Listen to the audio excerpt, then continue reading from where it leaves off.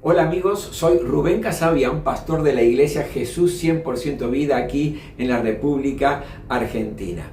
Y la Biblia dice que agradó a Dios salvar a los creyentes por medio de la locura de la predicación. Por eso yo quiero pedirte en esta hora tu atención durante unos minutos para que puedas recibir palabra de parte de Dios para tu vida y que te sea de gran bendición. ¿Lo miramos juntos? Queremos saludar a todos aquellos que nos siguen a través de las redes sociales y mandarles un abrazo muy grande de toda esta congregación que estamos ahora aquí en la ciudad autónoma de Buenos Aires, en la República Argentina, en la iglesia Jesús 100% Vida. Es una alegría poder compartir con ustedes lo que Dios obra y habla a nuestra vida. Y hoy tengo una palabra de parte del Señor y yo quiero que todos prestemos mucha atención. Abra su Biblia en el libro de Segunda de Crónicas, capítulo 14. Segunda de Crónicas, capítulo 14. Yo voy a leerles para comenzar los dos primeros versículos, pero usted no cierre su Biblia o su celular o la tablet o donde usted lea la palabra del Señor. No la cierre porque vamos a seguir analizando y estudiando lo que este capítulo 14 nos enseña en el día de hoy. Titulé la palabra de hoy, Preparados para la victoria. Preparados para la victoria.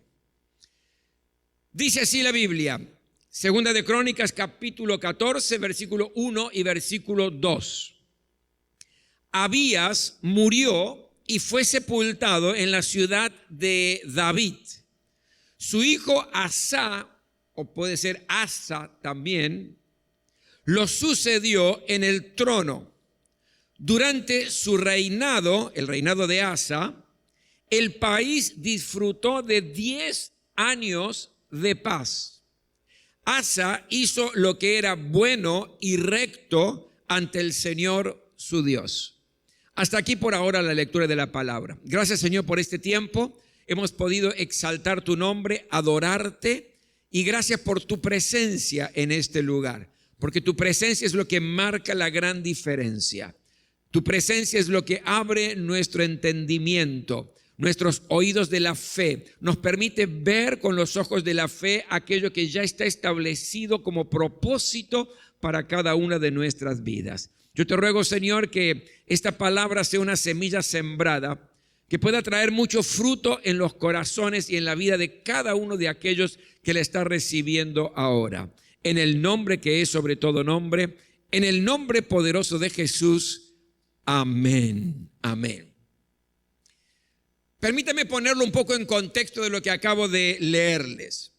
En este momento de la historia del pueblo de Dios, específicamente del reinado de Judá, Asa era el rey y dice la Biblia que estaba disfrutando un periodo de mucha tranquilidad. No había guerras por 10 años, es decir, había un clima de paz, de armonía, aún entre los países vecinos. Pero, lamentablemente siempre hay un pero Asa sabía que los problemas se iban a ir aproximando paulatinamente.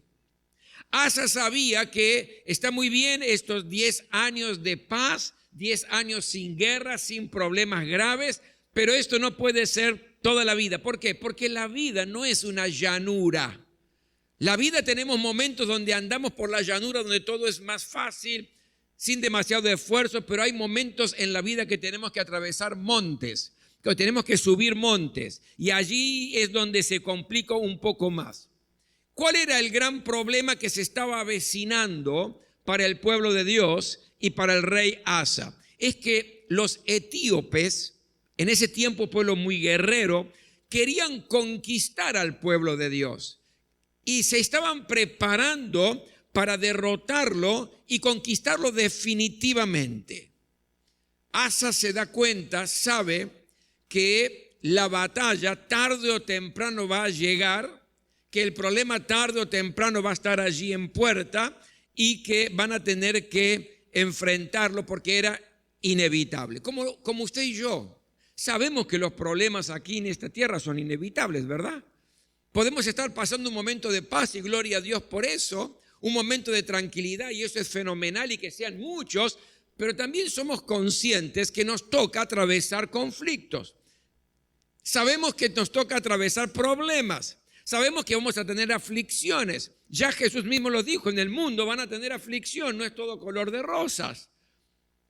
Entonces, así como Asa sabía, y usted y yo sabemos que vamos a entrar problemas, entonces había que prepararse. Mire, el capítulo 14 de este libro de Segunda de Crónicas nos relata, si usted lo lee después con detenimiento, nos relata la historia de un problema muy difícil y muy complicado que el pueblo de Dios tenía que sufrir, como era enfrentar a los etíopes, enfrentarse en guerra. Pero esta historia tiene un final feliz. ¿Sabe por qué? Porque el pueblo de Dios, de una manera hasta yo diría ilógica, termina venciendo a los etíopes. Le ganó, los derrotó al enemigo. La pregunta es, ¿y cómo lo logró? ¿Cuál fue la forma? Porque es cierto, usted y yo a veces enfrentamos problemas, conflictos, situaciones complicadas en nuestra vida y el final no es muy feliz, ¿verdad? A veces nos pasa eso. Por eso la pregunta es, ¿por qué esta historia de lucha, esta historia de batalla entre el pueblo de Dios y los etíopes termina con la victoria del pueblo de Dios? ¿Cuál es la razón? Por supuesto, y no lo vamos a negar nunca, Dios hace su parte. Dios interviene siempre a favor de sus hijos cuando están en momentos de dificultad, cuando están en problemas. Dios interviene en las batallas que usted y yo tenemos, ¿verdad? Él hace su parte, pero el pueblo también tenía que hacer su parte para obtener la victoria.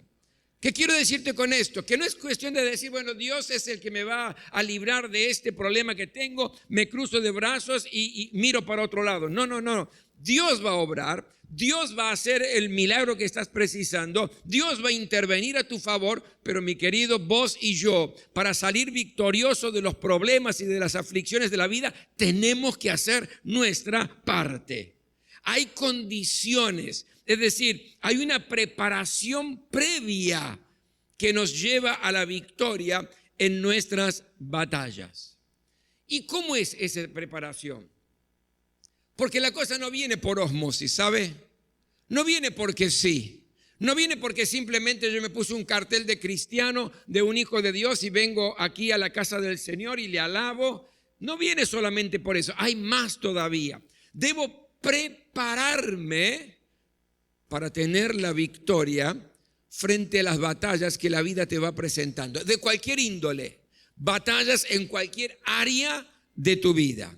¿Qué me enseña esta historia del capítulo 14? Y esto es lo que yo quiero detallar de una manera concreta y breve en esta hora. En primer lugar, debemos tener una vida agradable ante los ojos de Dios. ¿Queremos tener victoria en las luchas que enfrentamos? Lo primero que me enseña este pasaje es que debo tener una vida agradable ante los ojos de Dios. Asa, el rey de Judá, tenía una vida agradable, dice la palabra, ante el Señor. ¿Y de qué manera? ¿Qué hizo para tener una vida agradable? Hizo tres cosas. La primera, dice el versículo 2 que leímos, Asa hizo lo que era bueno y recto ante el Señor su Dios. Para ser agradable ante los ojos de Dios y luego sí poder vencer en la batalla, lo primero que hace Asa es hacer lo bueno y lo recto ante el Señor. ¿Sabe? Se puede ser alguien bueno y no ser recto. Déjeme dar un ejemplo. Judas Iscariote era una persona buena. Fue elegido como uno de los que estaba juntamente, discípulos que estaba con el Señor. Andaba con el Señor, aprendía de Él, caminaba con Jesús. Era una persona buena, pero al mismo tiempo él dice la palabra de Dios en Juan 12:6 que robaba de la bolsa de las ofrendas. No era recto. Es decir, una persona buena, pero no era una persona recta. Hay personas que por ahí ayudan a los necesitados y tienen carga por aquellos que la están pasando mal y están pensando siempre de qué manera pueden aliviar el dolor y les dan el pan y les dan ropa, pero roban en su trabajo. Son personas buenas, pero no rectas. ¿Me está siguiendo, verdad? Pero también se puede ser una persona recta sin ser bueno. Déjeme dar el ejemplo de otros dos discípulos, Jacobo y Juan. Jacobo y Juan estaban con Jesús, iban allí peregrinando y de pronto iban a entrar a una aldea de los samaritanos y la aldea de los samaritanos no los quiere recibir, los rechaza. Entonces Jacobo y Juan le dicen a Jesús: Señor, hacemos caer fuego sobre la aldea. Y Jesús los reprendió. Es decir, eran personas rectas, pero no eran buenos. ¿Usted se acuerda de la historia del hermano mayor del hijo pródigo? Cuando el hermano menor, el hijo pródigo, regresa a casa, había alegría, había algarabía. El padre estaba pero enloquecido porque lo estaba esperando con todas las ansias. Mató un cordero, el más gordo, hizo una gran fiesta y aparece el hermano mayor. El único que no se alegró con el regreso del hermano era el hermano mayor. Y fue y lo cuestionó al padre. Y le dijo al padre: pero ¿cómo puede ser? En medio de la protesta general que él tenía en su corazón. Yo me quedé acá. Hice lo que era correcto. Seguí trabajando, no deshonré el apellido de la familia como lo hizo yéndose y gastándose todo el dinero porque te pidió la parte de la herencia que le correspondía. Yo no te pedí nada de eso. Es decir, hice las cosas bien y a él le matás el cordero más grande, le haces una gran fiesta y a mí no me das ni siquiera un cabrito para que yo me divierta y me haga un asado con mis amigos. Y el padre le enseñó: no, todo lo que yo tengo es tuyo. Es decir, el hermano mayor era una persona recta, porque hizo lo que correspondía, ¿verdad?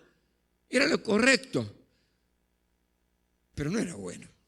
No se alegró con la venida con el regreso de su hermano. Es decir, Asa, lo primero para ser agradable delante del Señor es que era una persona que hacía lo bueno porque era bueno y hacía lo recto.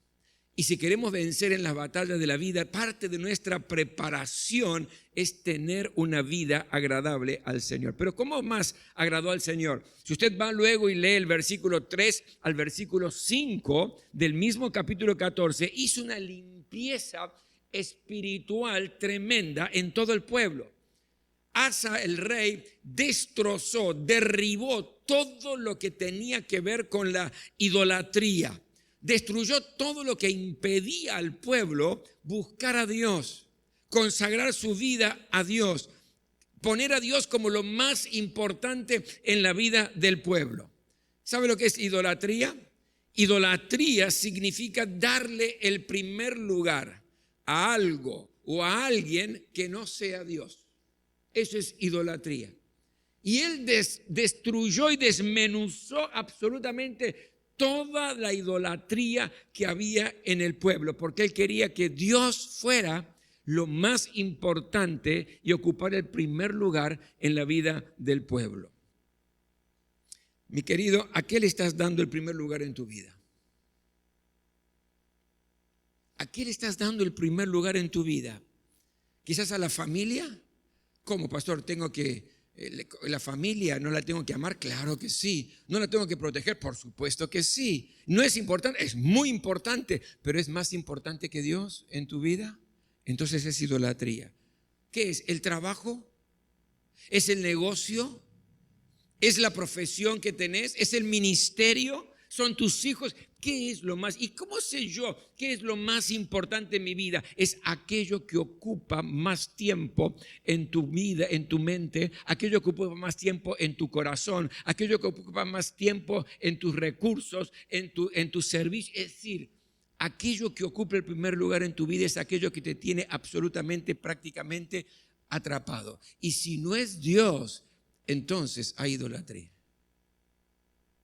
Y la idolatría, no estamos hablando de grandes muñecos de acero, sino que estamos hablando de cosas importantes y buenas en la vida, como la familia, como el trabajo, como el ministerio.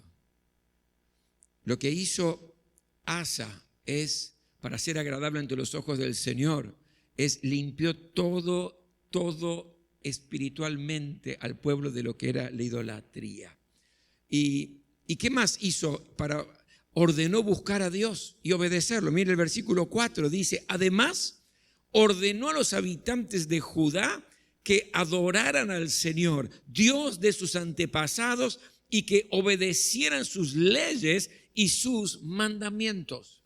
Dio una orden al pueblo. Estamos frente a un conflicto que se avecina grande, poderoso. El ejército de los etíopes viene y son un pueblo guerrero. Y nos tenemos que preparar. ¿Y de qué manera nos preparamos? Asa, volvamos a Dios, adoremos a Dios, vamos a obedecer a nuestro Dios. ¿Sabe?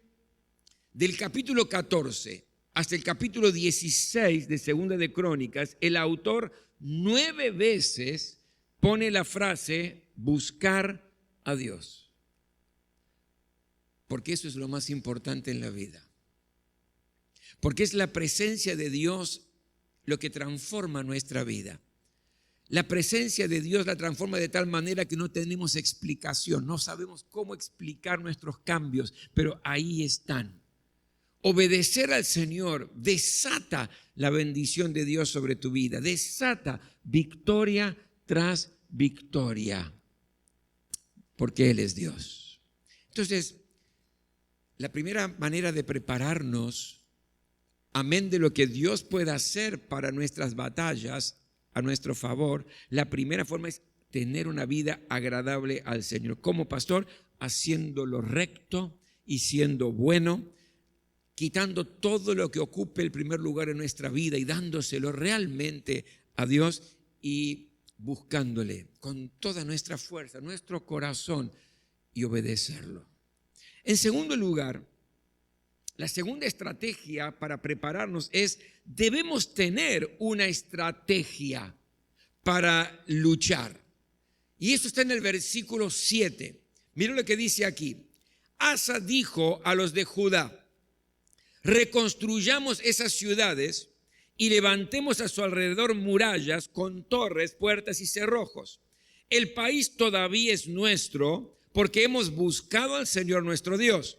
Como lo hemos buscado, Él nos ha concedido estar en paz con nuestros vecinos. Y tuvieron mucho éxito en la reconstrucción de las ciudades. Y aquí tenemos algo muy estratégico.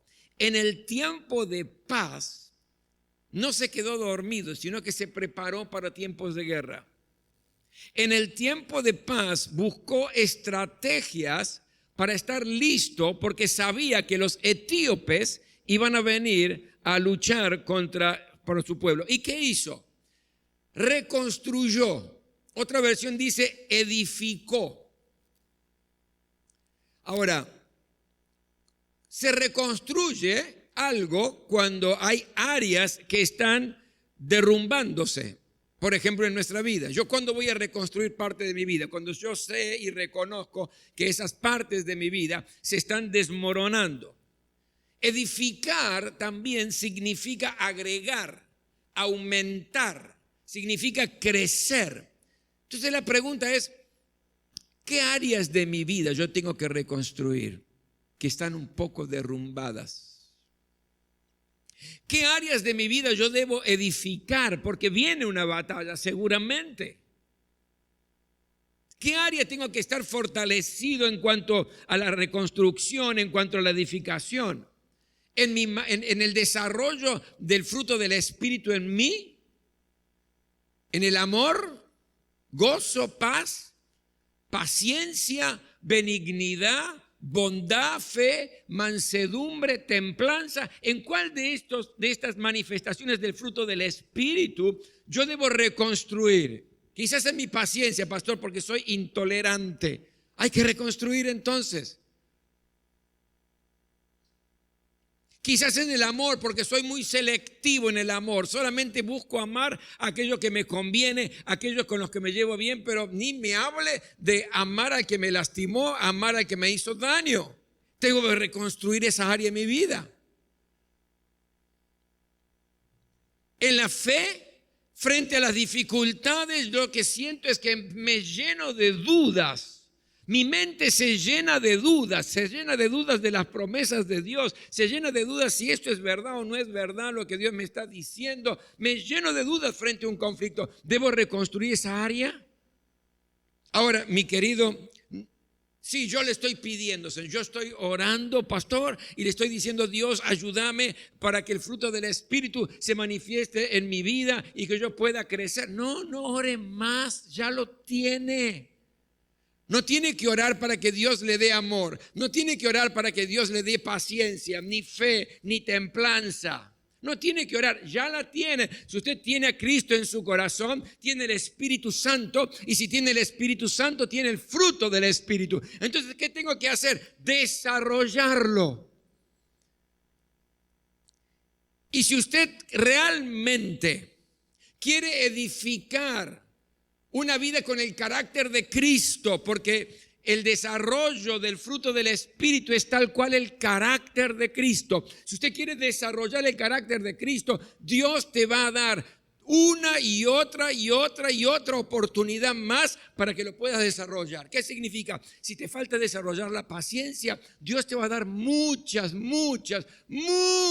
veces para que esa paciencia se haga algo natural en tu vida. Te va a costar al principio, va a ser muy complicado, vas a intentarlo y no lo vas a lograr, pero vas a permanecer porque estás reconstruyendo, porque estás edificando, estás agregando, y después cada vez te va a costar menos, y Dios dice, te falta menos, pero te voy a dar otra oportunidad para que seas paciente.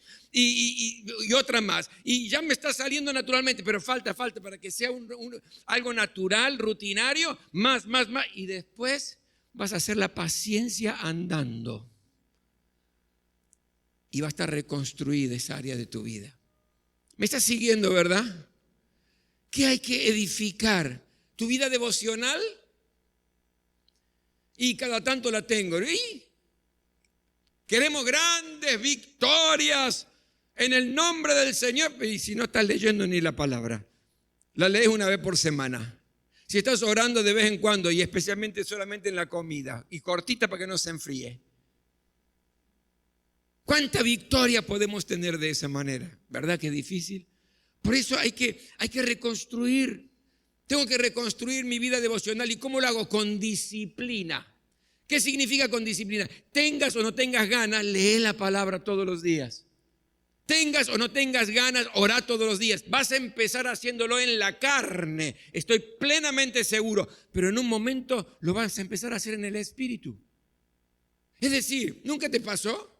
Empezás a orar, no tenés ganas de orar, porque estás pensando en 20,000 cosas durante el día, pero dices, bueno, no, me voy a hacer la disciplina y voy a orar porque el pastor dijo que hay que disciplinarse para edificar, para reconstruir.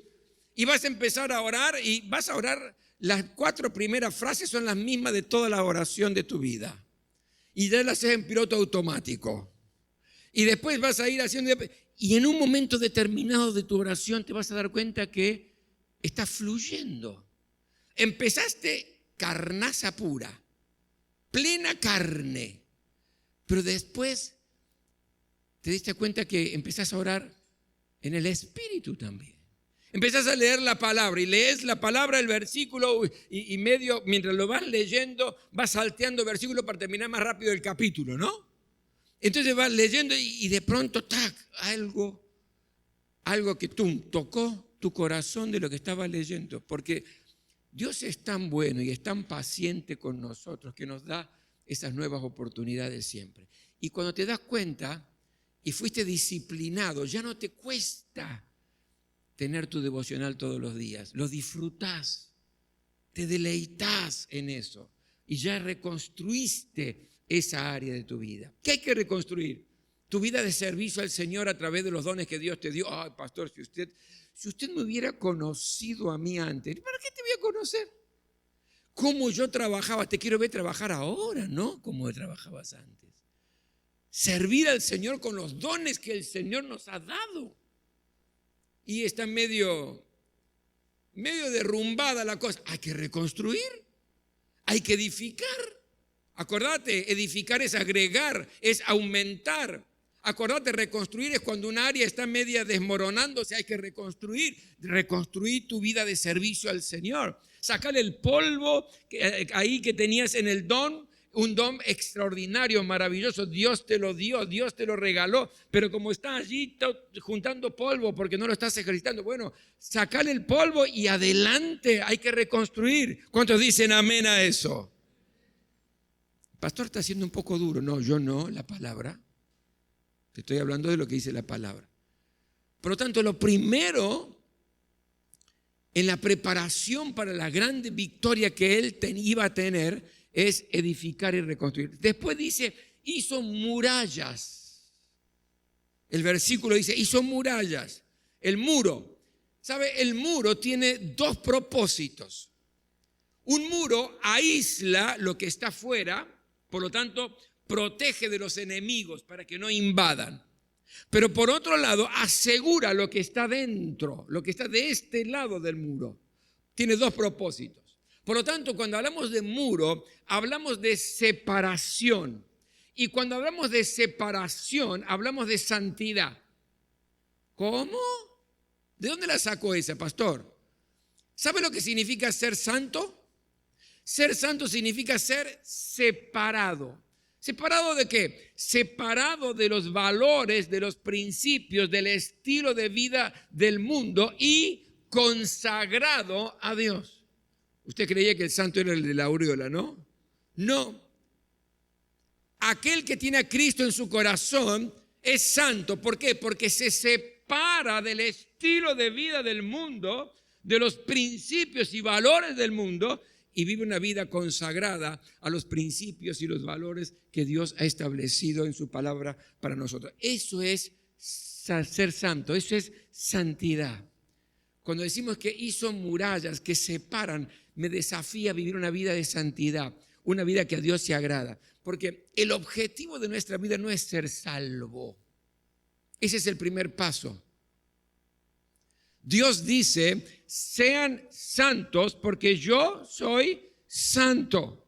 Sean santos en toda su manera de vivir. Por lo tanto, tu objetivo, mi objetivo en la vida cristiana no es ir al cielo simplemente porque creo en Jesús. Oh, gloria a Dios. Si ese primer paso no está, lo otro es imposible que acontezca. Pero es el primer paso. Lo importante es, y el objetivo es, que podamos vivir vidas que estén agradables al Señor, es decir, vidas de santidad. Por eso Josué, antes del gran paso por el río Jordán, junto con el pueblo, recuerda, dijo, santifíquense, porque Dios hará mañana maravillas entre ustedes. Entonces, lo segundo que hizo es murallas, y en este paralelismo que estoy haciendo, las murallas significan buscar vivir una vida de santidad, separado de lo que me perjudica, me daña y consagrado al Señor. Después, ¿qué más hizo? Hizo torres, dice. Hizo torres. Las torres, ¿para qué servían? Eran para elevarse y vigilar los movimientos del enemigo.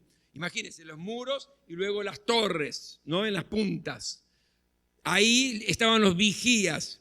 Eran para velar y advertir si el enemigo avanzaba, si había peligros que había que estar preparados. Y esto a mí me lleva a pensar y me lleva a reflexionar la importancia de estar atento y entender cómo es que viene el enemigo contra mi vida.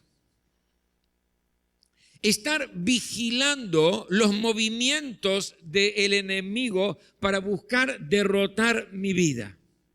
Y por lo general siempre buscan el enemigo atacarnos por estrategia en mis lados débiles o en mis lados vulnerables. Por ejemplo,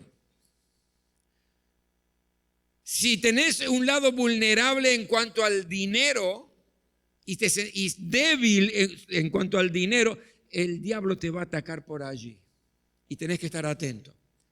Si tenés problemas de sexo, el diablo te va a atacar por donde te sentís vulnerable para que puedas cometer o adulterio o fornicación o lo que sea.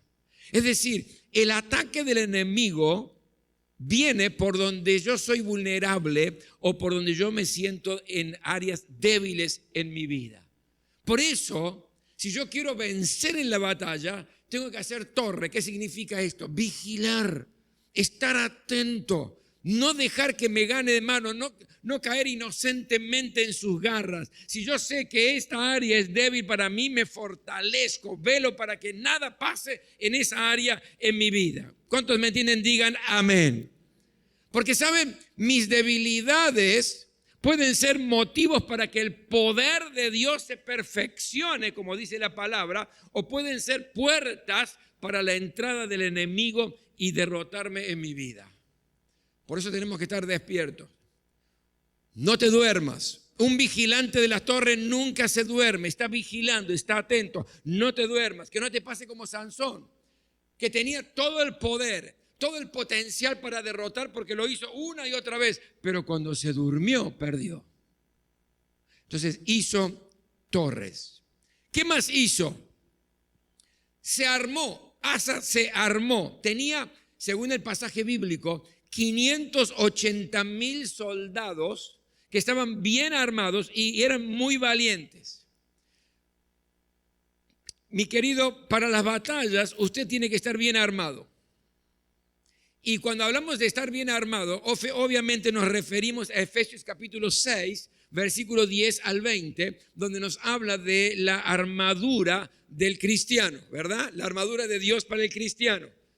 El cinturón de la verdad, es decir, vivir en la verdad, la coraza de justicia, ser una persona justa, el escudo de la fe para detener todos los dardos del fuego que el maligno lanza para hacerte dudar de Dios y de la promesa de Dios, el casco de la salvación, donde puedas tener la seguridad que sos salvo en Cristo Jesús. Luego el calzado, el apresto de la paz, que significa el calzado para la disposición de extender el evangelio del reino de Dios, el evangelio de la paz, y la espada del Espíritu, que es la palabra. Con esa armadura, que vengan todos los que tienen que venir. Que vengan. Lo vas a vencer en el nombre del Señor. Entonces, la armadura. Pero segundo, y esto es muy importante, debemos conocer quién es Dios. ¿Qué tipo de Dios tenés? El versículo 11, mire lo que dice aquí. Allí Asa invocó al Señor su Dios y dijo: Señor, solo tú puedes ayudar al débil contra el poderoso. Ayúdanos, Señor y Dios nuestro, porque en ti confiamos y en tu nombre hemos venido contra esta multitud. Tú, Señor, eres nuestro Dios. No permitas que ningún mortal se alce contra ti. Aquí en esta oración está haciendo una tremenda declaración. ¿Por qué? Porque está reconociendo qué tipo de Dios tiene Asa. ¿Qué tipo de Dios tenés, mi querido? ¿Sabe? El rey Asa sabía que con semejante enemigo no tenía él ni suficiente fuerza ni oportunidad de poder vencerlo. ¿Por qué? Porque los etíopes tenían 1,000,000 de soldados prestos para la batalla y 300 carros de guerra contra 580,000 soldados que solamente tenía Judá. La derrota estaba pronosticada, la derrota era increíble, pero él ora a Dios no mirando el enemigo, no estando ahí asustado diciendo son 1,000,000 más 300 carros, ¿qué vamos a hacer, Señor? ¿Qué hacemos? No. Él no mira la dimensión del problema, él está confiando en Dios por sobre todas las cosas. Mira sus recursos, son pocos. Mira su ejército, no tiene nada que ver con semejante ejército que venía en su contra. Pero él confía en el Señor, porque él conocía quién era Dios. Él empieza a hacer declaraciones tremendas. Señor, tú puedes ayudar al débil contra el poderoso. Lo puedes hacer. Ayúdanos, Señor. Confiamos en ti. Wow. ¿Conoces a Dios? ¿Realmente conoces a Dios? ¿Sabes quién es Dios para tu vida? ¿Sabes lo que Él puede hacer a tu favor? ¿Sos consciente de que Dios está de tu parte y está a tu favor frente a los conflictos y los problemas que estás enfrentando? Porque si no sos consciente ya estás derrotado. A veces veo cristianos que frente a un problema, no, yo no puedo, pastor, yo no puedo. Lo intenté 20,000 veces y no puedo y soy derrotado una y otra vez. ¿Y quién es tu Dios? Es un Dios de derrota. Mi Dios, tu Dios, es el verdadero Dios, el Todopoderoso. ¿Quiénes somos en Cristo? Somos más que vencedores. ¿Quiénes somos en Cristo? Somos victoriosos porque Él nos lleva de victoria en victoria. Porque frente a todas las circunstancias más graves y terribles de la vida, dice la palabra de Dios, que Él nos hizo más que vencedores. Ese es mi Dios. En ese Dios yo creo. Por lo tanto, que se prepare el enemigo, que se prepare el problema que viene en mi contra, que se prepare aquello que me estuvo esclavizado hasta ahora. Yo confío en mi Dios y voy a vencer en la batalla. Entonces, después de esta preparación que hizo Asa, llegó la victoria. Y no solo tuvieron la victoria contra el enemigo, imagínense, 580,000 contra 1,300,000 carros de guerra. No solamente vencieron al enemigo, sino que se llevaron un gran botín nuevamente a Jerusalén. ¿Qué significa esto? Que el estado postrero fue mucho mejor que el primero. Estaban más ricos, eran victoriosos y más ricos todavía. Qué locura, ¿verdad? ¿Cómo puede pasar esto, pastor? Y es Dios. Es Dios y un pueblo preparado para las batallas. Mi querido, si tu lucha es algún conflicto familiar, vas a estar mejor. Si tu lucha es algo laboral, vas a estar mejor. Porque el estado postrero será mucho mejor que el primero. Pero, Dios va a hacer su parte. Pero vos, yo, tenemos que hacer nuestra parte de prepararnos para la victoria.